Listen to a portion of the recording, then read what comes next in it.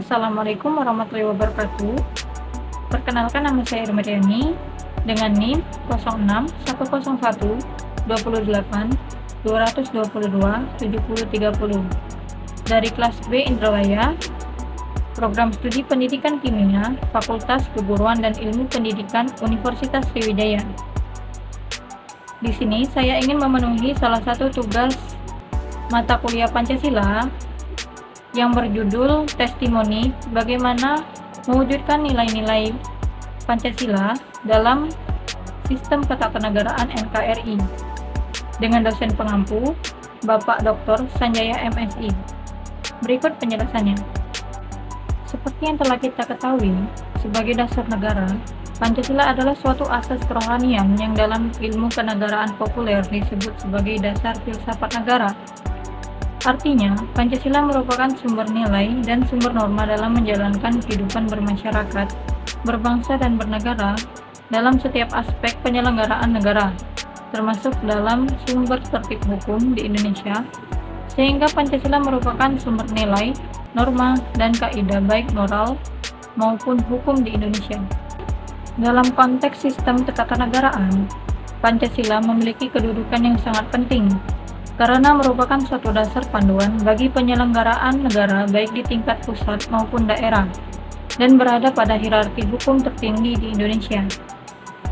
Selain itu, Pancasila menjadi landasan bagi pelaksanaan demokrasi di Indonesia, di mana setiap warga memiliki hak yang sama untuk mengeluarkan pendapat, mengemukakan kritik, dan ikut serta dalam proses pembuatan keputusan yang berkaitan dengan kehidupan bermasyarakat, berbangsa, dan bernegara.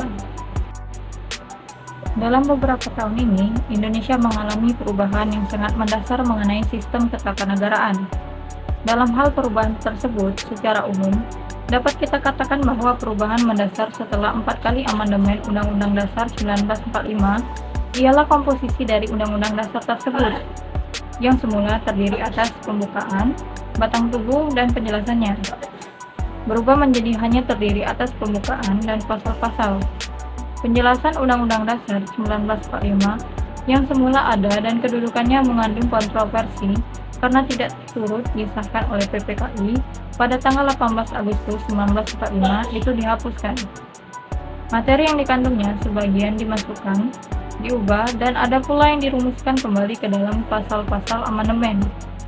Perubahan mendasar Undang-Undang Dasar 1945 setelah 4 kali amandemen juga berkaitan dengan pelaksanaan kedaulatan rakyat dan penjelmaannya ke dalam lembaga-lembaga negara.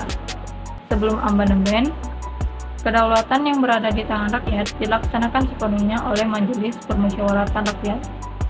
Majelis yang terdiri atas anggota-anggota DPR ditambah dengan utusan dari daerah-daerah dan golongan itu, demikian besar dan luas kewenangannya, antara lain mengangkat dan memberhentikan presiden, menetapkan garis-garis besar haluan negara, serta mengubah undang-undang dasar. Indonesia sebagai negara berdasarkan Pancasila memiliki nilai-nilai yang harus diterapkan dalam kehidupan bermasyarakat, berbangsa, dan bernegara. Hal ini diwujudkan dalam sistem ketatanegaraan Indonesia yang memiliki ciri khas tersendiri. Oleh karena itu, mewujudkan nilai-nilai Pancasila dalam sistem ketatanegaraan Indonesia menjadi suatu keharusan. Salah satu nilai-nilai Pancasila yang diwujudkan dalam sistem ketatanegaraan Indonesia adalah nilai ketuhanan yang Maha Esa.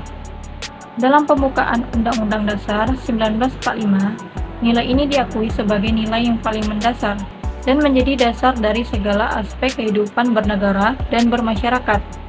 Hal ini tercermin dalam beberapa kebijakan negara, seperti wajibnya menghormati agama dan kepercayaan yang dianut oleh masyarakat, tidak adanya diskriminasi agama, serta mengakui keberadaan Tuhan sebagai dasar dan sumber dari segala sesuatu. Selain itu, nilai kemanusiaan yang adil dan beradab juga diwujudkan dalam sistem ketatanegaraan Indonesia. Nilai ini tercermin dalam beberapa aspek kehidupan bernegara dan bermasyarakat, seperti penegakan hak asasi manusia, peningkatan taraf hidup masyarakat, serta pemerataan pembangunan di seluruh wilayah Indonesia. Hal ini diwujudkan dalam berbagai kebijakan negara seperti program-program bantuan sosial, peningkatan kualitas pendidikan dan kesehatan, serta peningkatan kesejahteraan rakyat. Selanjutnya, nilai persatuan Indonesia juga diwujudkan dalam sistem ketatanegaraan Indonesia. Hal ini tercermin dalam semangat gotong royong, kebersamaan, dan persatuan yang ditekankan oleh negara dalam setiap aspek kehidupan bernegara dan bermasyarakat. Contohnya adalah diterapkannya sistem demokrasi yang memungkinkan setiap warga negara untuk mengeluarkan pendapat dan memiliki hak yang sama, tanpa memandang latar belakang sosial, budaya, atau agama.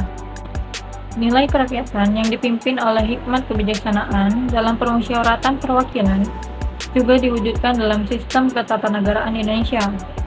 Hal ini tercermin dalam pengambilan keputusan yang melibatkan seluruh elemen masyarakat, baik melalui pemilihan umum maupun mekanisme konsultasi dan musyawarah.